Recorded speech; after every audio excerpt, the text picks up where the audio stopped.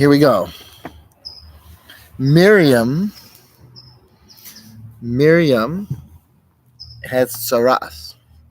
She gets a skin condition because of speaking negatively about Moshe. That's in the psukim. So Miriam and Aaron spoke negatively, or Miriam spoke to Aaron negatively about Moshe. Miriam comes down with tsaras. Says the Gemara in Zvachim 101b. Miriam mi hisgira. There's something called a hesker. That's where the Kohen shows up and does what the Kohen needs to do to facilitate the process. So we say, who would have done that for her? Even Tamar Moshe hiskira. If you say Moshe would have been able to do it, Moshe zarhu. The ein zaru as anagim. Moshe is a non-Kohen. That's how we're going to read that. Zar really means a foreigner, stranger. Zar, So Moshe was strange. Moshe was a zar. In other words, he was not. The ein zar roa es anagim, and a zar cannot see nagim. It's got to be a Kohen. He was never doing. Moshe did some things that were. It's interesting. There are things that Moshe, but for Nagaim, there would never have been a chance for Moshe to do it. Right? Moshe isn't a Kohen. So the im tomar Aaron hiskiu. And if you want to say that it was Aaron, says the Gemara, Karovhu. Aaron is a relative. He's a brother. Why didn't that work for Moshe? Ein Karov roa es Nagaim, and a relative is not kosher to see Nagaim. So asks every intelligent Gavi-ish person who learns this Gemara. First question is, you could have just said neither Moshe nor Aaron are valid because they're both relatives. Why do you have to send it to anything else? Even if a Zar was kosher, it wouldn't still be disqualified here. Right? Hala Moshe Gan came Karavu. Yeah, the Marsha. Yeah, that's the kasha. So multiple answers have been given. I found something very beautiful. That opens up a whole interesting door and gets us into a good Gemara. Okay, so here goes. This is the Sefer Ezer Mi Yehuda. This was the Wiener of Reb Ezriel Yehuda Lebovich. The Rav of Wien means Vienna, but it was really the Vienna, like the Wiener, base medrash here in Brooklyn. So he had come from Europe and was a Rav in Brooklyn, a very big guy and tzaddik, and his farm Ezer Mi Yehuda. That's what you have here. So he says, when a Kohen. What's the idea of getting a Kohen specifically involved in checking somebody's tsaras? Why do you need a Kohen for that process? Why can't we just have a set of rules like anything else? As an example, there are halachos about blood, right? Requirement that it be a Kohen. So this color is this, that color. Anybody can learn the colors.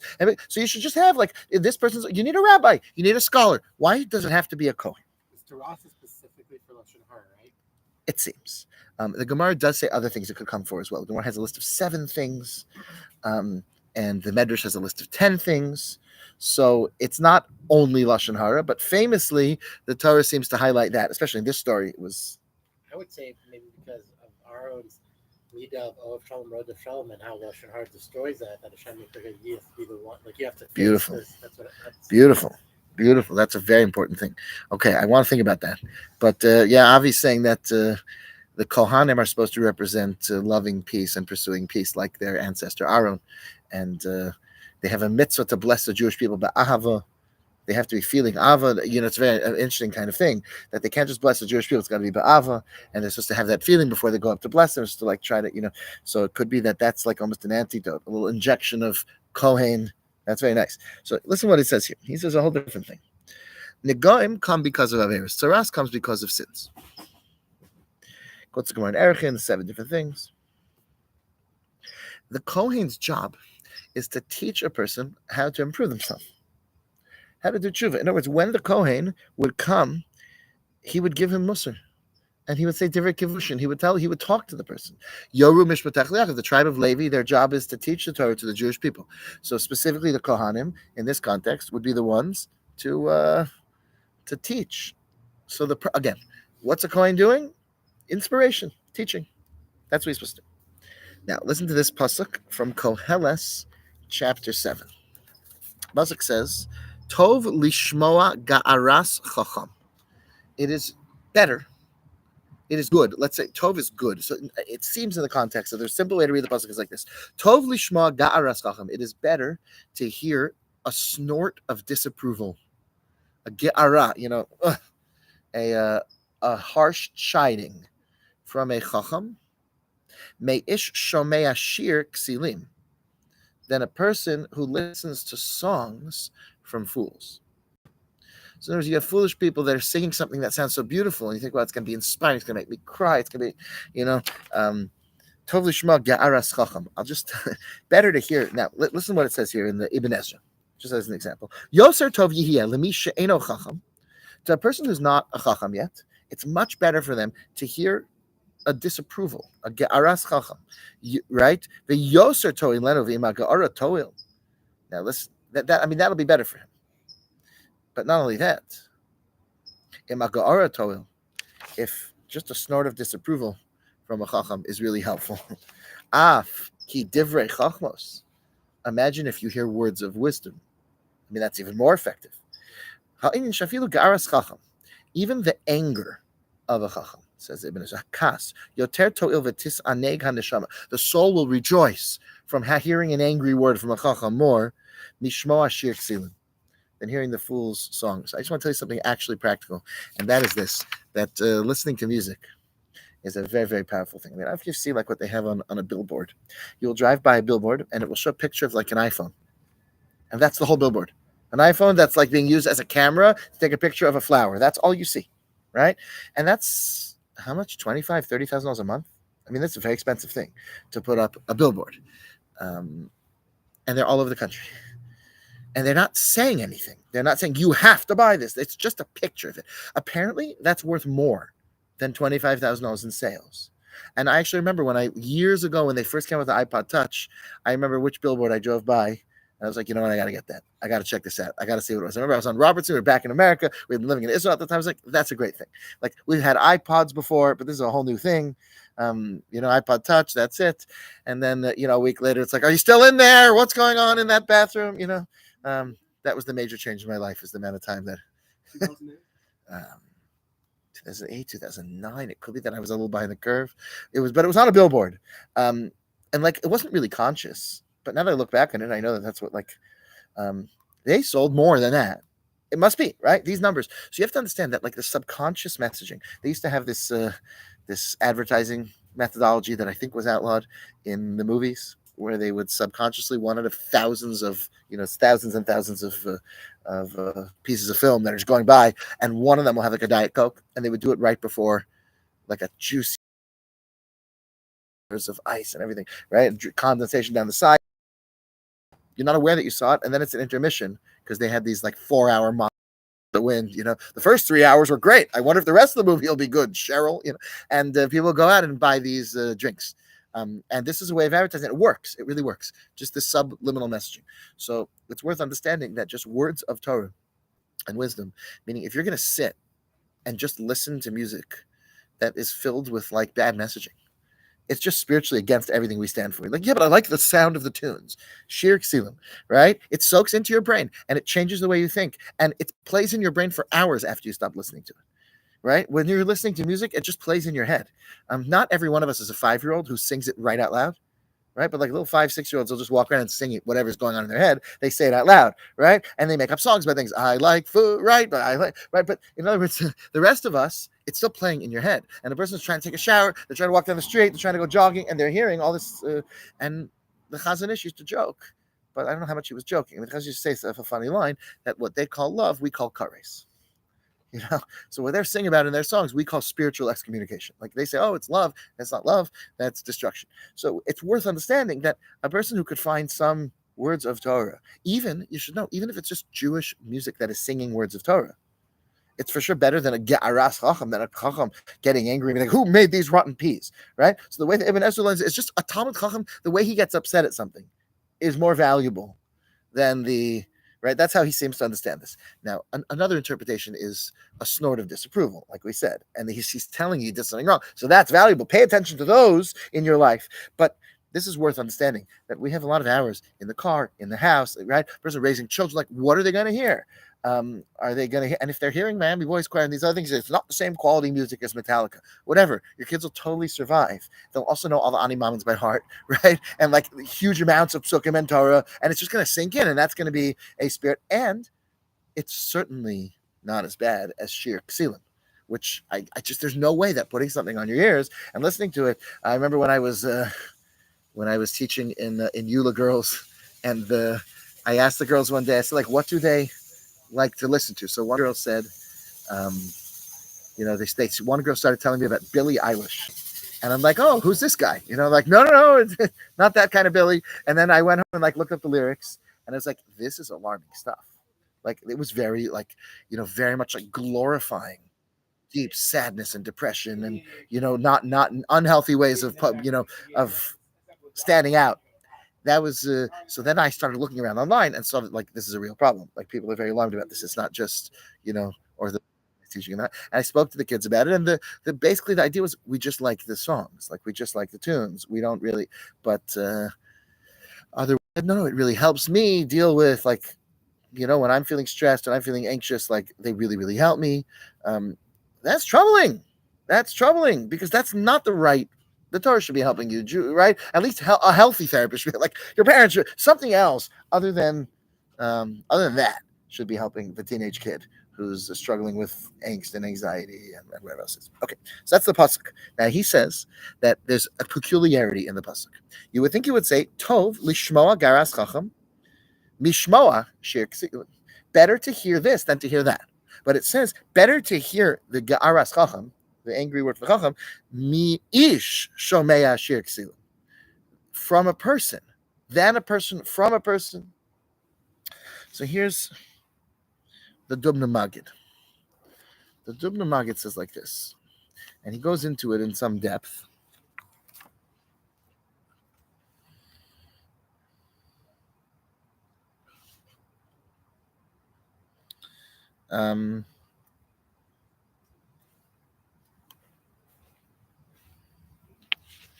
The Medrash says that Avraham Avinu was very frightened because he said to Hashem, until I was 48 years old, I was worshiping idols. In other words, he didn't recognize God, according to Rabbi Yochanan, until he was 48. And until then, at that point, once he really figured out God, and he was free of anything false. So he was worried. He says, maybe Yesh bi avon shehayisi over avodah zarah kol hashanim halalu. That's the Medrash says. All these years I was worshiping idols, so maybe I'm stained by a sin. So says Amul HaKadosh Baruch Hu.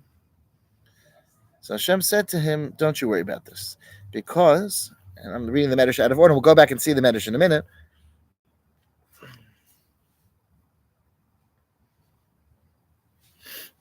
It says those 48 years were misukon lahadrich kol ha'olam b'tshuva. Those 48 years were instrumental in allowing Avraham to teach what he taught to the entire world. It's only because he had been where everyone else had been, and he'd done whatever else they had done, and he sat in the same mega churches that they sat in, hearing the Nimrod speeches and everything else, and he understood how to relate to the people of Ur-Kasdim, and he became one of the most effective responders to the world's false claims. But the only way he could do that was by living them and experiencing them. And therefore, the pasuk reads like this, says the Dubna Magid. What's this language? It's a nice language here where he says,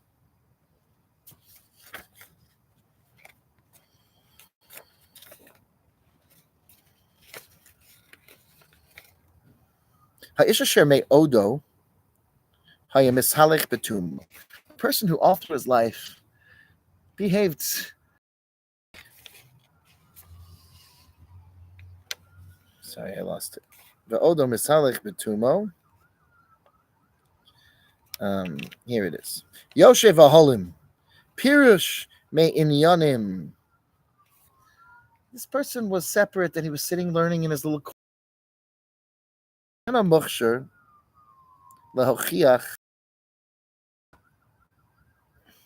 That person is not really suited to give rebuke and inspire people. He can't connect to them in any way because he doesn't really understand what these kids are doing, Maisana Urim, and how fired up people get and how challenging it can be to really live right. He says, but when you have somebody who tried everything and did everything and eventually found the right way, so he says that person can really reach people. That's what he writes, and he goes on about it. But so he says that's Avram, and now he explains that's the pshat in this pasuk. Says Dubna Magid. That's how you read this verse. The verse is Tov lishma ge'aras chacham. It's good to hear words of ge'ara, frustration, but spiritual inspiration from a chacham. May ish shaymei ashir ksilim, from a person who listens to the songs of fools. In other words, who's the right person to hear from? From someone that has experience. It's very effective to hear from somebody who's been there and can say, listen, I was where you kids once were, and I'm telling you it's not worth it. And they have the credit. They have the... So that's Tov Lishma Ge'aras Chacham. If you can find a Chacham, right, who is an Ish Shomei Shir Ksilim, who also heard the songs of the Ksilim, that's the best kind.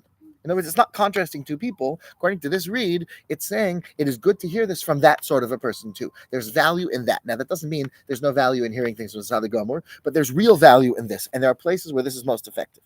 And that's Avraham's response. So now he says like this.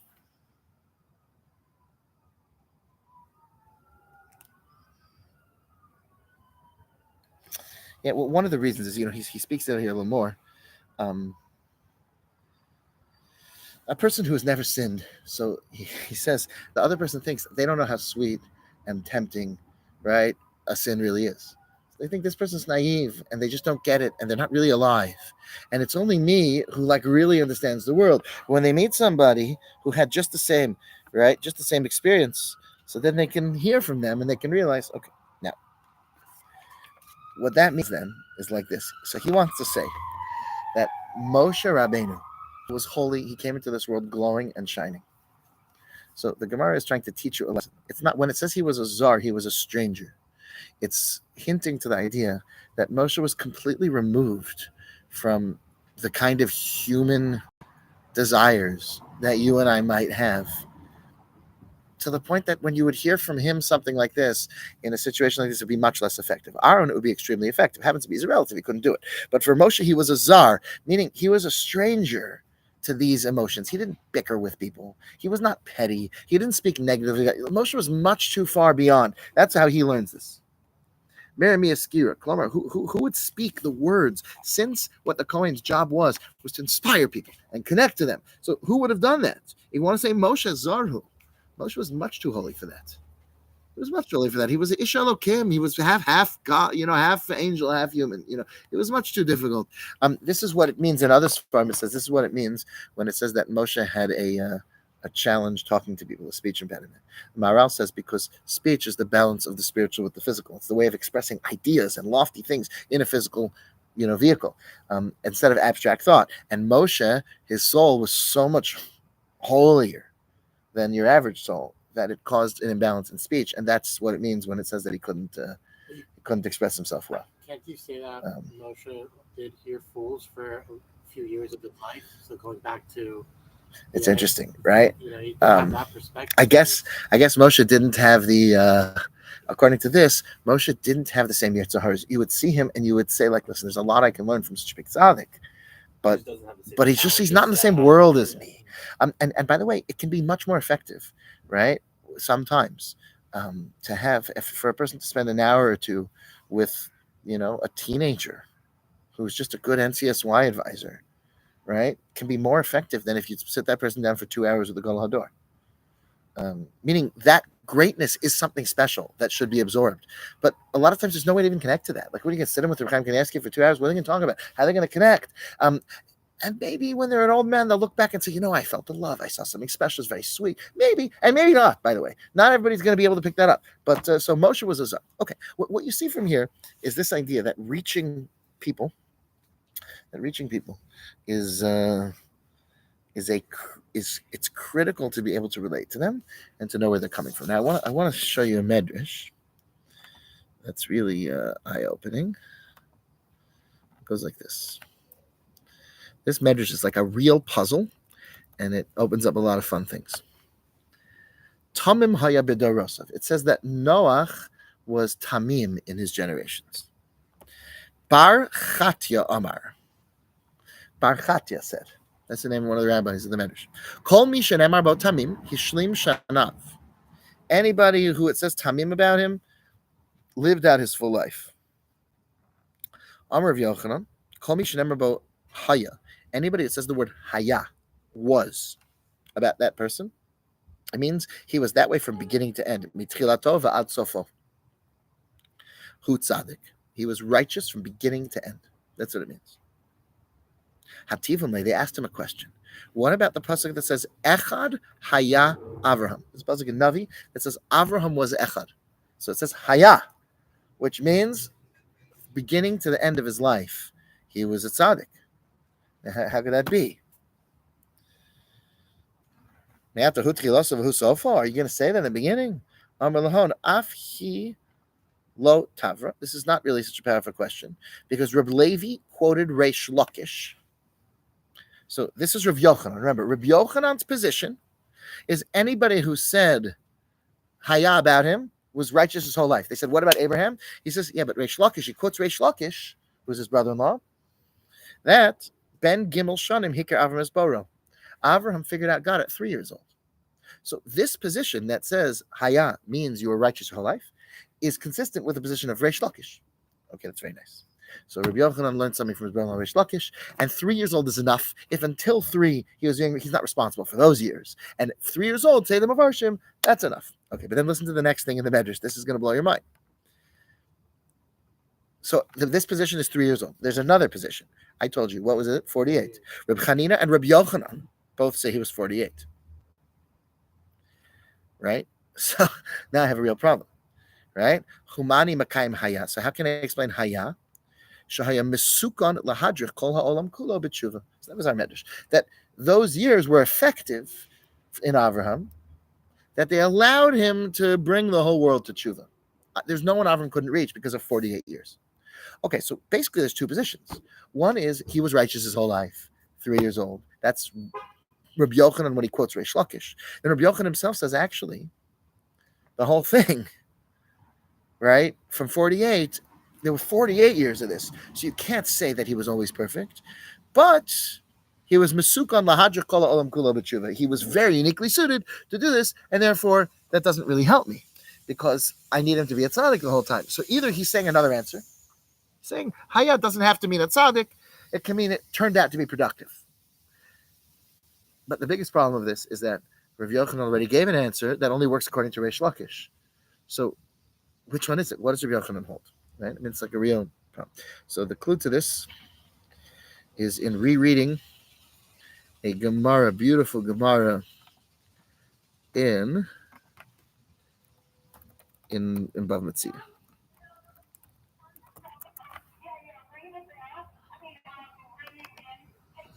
That is the loudest one I've ever heard in my life. Okay. Here we go. Yom Echad had a kasachi Rabbi Yochanan b'Yardena. I'll read it quickly because you've heard the story before, but maybe not. One day, Rav Yochanan was swimming in the Jordan River. Okay, Rav Yochanan is exceptionally beautiful and does not have a beard.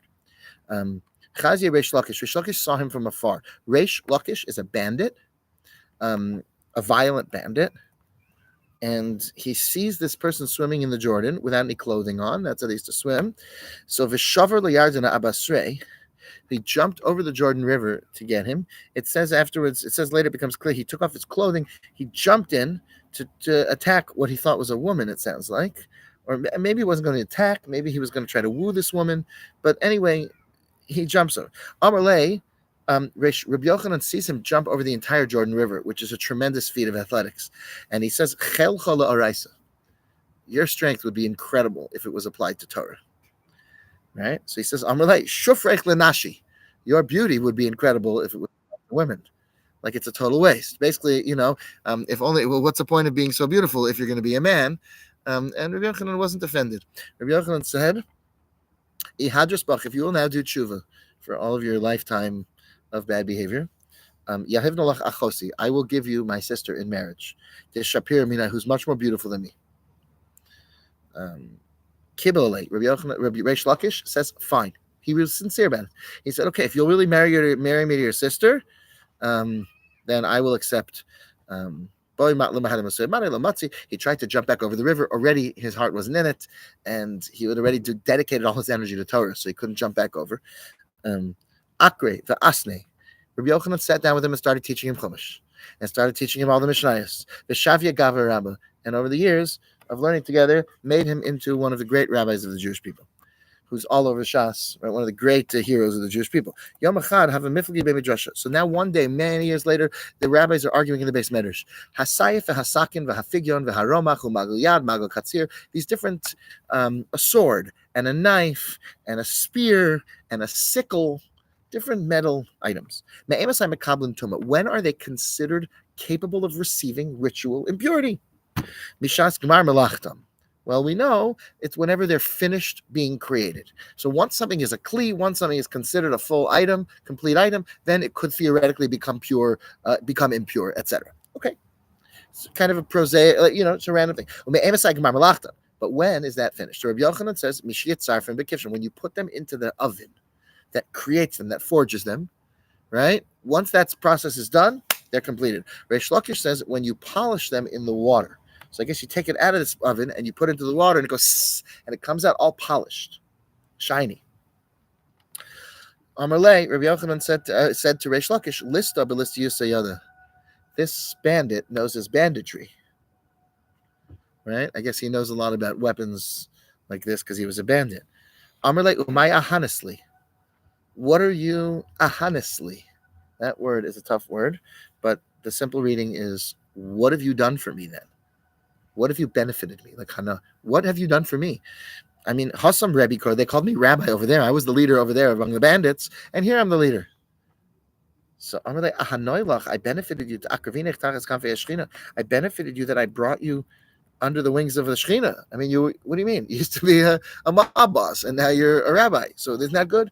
Cholash Daiter Yochanan was very, very upset about this encounter, which between them two in the base medrash. Did Rabbi Yochanan initially say, like, is that like a dig at him? Like, oh, look, that's the you're question. Still a bandit? So I want to tell you something about Rabbi Yochanan, right? Before we continue, I want you to know that Rabbi Yochanan had lost 10 sons.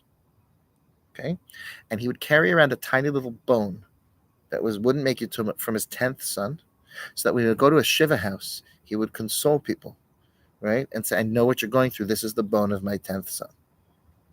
So Rabbi Yochanan was an incredibly sensitive man. Okay, let's keep reading. You ready? Rabbi Yochanan sounds like he insulted him. And then, that's what he was saying by, like, the list. But Rabbi Yochanan, it sounds like he's saying, "Oh, there goes the bandit again." Classic, you would know this. Like, right. That's a little bit what it sounds like. Okay.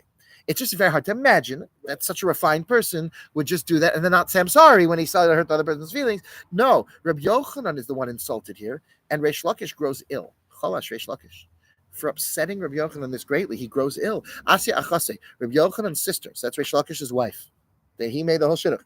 She shows up, kabacha, she's sobbing, and she says, "Please, asay b'shvil banai, please, for my children, that they shouldn't lose their father, do something, forgive him, right? Retract, whatever it is." She says, "Listen, he uses psukim to basically say, I'll support the children." She says, "I don't want to be a widow." He says, "I'll give you money." And Reish Lakish died. Nach nafshei de Rabbi Shimon ben Lakish. Okay, Reish Lakish dies. So it's interesting. This very sensitive man, to everyone else in the world, he can't see that his sister doesn't want to be a widow, right? That the children don't want to be orphans. I mean, what, you'll give them money? We'll have make a trust fund, right? The community always comes together with a nice GoFundMe when someone dies young. That's what he said. Amar La. Yeah, so sorry. Rabbi Yochanan was insanely upset by this. When Reish Lakish died, Havakamitzdar Rabbi Yochanan Basrei Tuva, he was unusually upset, the most upset you see of anybody in all of the Talmud. Amru Rabbanan, Man Leza Leis Viladaita, is there anybody that we have that could calm him down, that could help settle him down? They sent Rabbi Elazar ben Pedas, who was the sharpest one they had. His shmaitza were sharp. That means his learning was absolutely, he could quote from anywhere in an organized way. Mechadadin shmaitze. The Gemara says everyone should have divrei Torah mechudadin, sharp in their mouth, right? Vishinantam levanecha, the words of Torah should be sharp in your mouth. So when someone asks you a question, don't stammer, tell them right away. Al tagam game tamalos. So that's mechudadim, mechadadin shmatate. Very sharp. So he sat before him. Kol mils to have Amar Yochanan, Amar le Tanya de Misayelach. Anytime Yochanan said something, he found him a previous source that supported him. Amar Atkibar Lakisha, you think you're like the son of Lakisha? Yeah, that's Lakish in Aramaic with an Aleph, Bar Lakisha. Right, Ben Lakish. Bar Lakisha, Ki Avamina Milsa. When I would tell him something, Have a makshili esrin v'arba kushios. He didn't quote me sources. He asked me 24 intelligent questions. I was forced to give him 24 answers. And out of that, Rav Chashmaitza. And you're telling me a source that supports me? You think I don't know that I'm saying the right thing? And he started walking down the street, on a daily basis. They would see him walking down the street, ripping his clothing like a madman and screaming and crying and saying, "Where are you, Resh Lakish? Where are you? Hecha at bar Lakish? Where are you, son of Lakish?" Havakot savach ad daite. He was screaming until his mind completely left him. The Rabbanon davened for him, and he died. The rabbis didn't daven; they should get better. That wasn't in the cards. So I want to first share with you two approaches quickly. From a sefer that I mentioned, this book is called The Snake at the Mouth of the Cave, Exploring Talmudic Narratives. It's an English book that I have here as a Kindle book from Rabbi Dr. Moshe Sokol, who's a serious Talmud Chacham, does a very, very good job. It's written in very almost academic style English, but in my opinion, it's as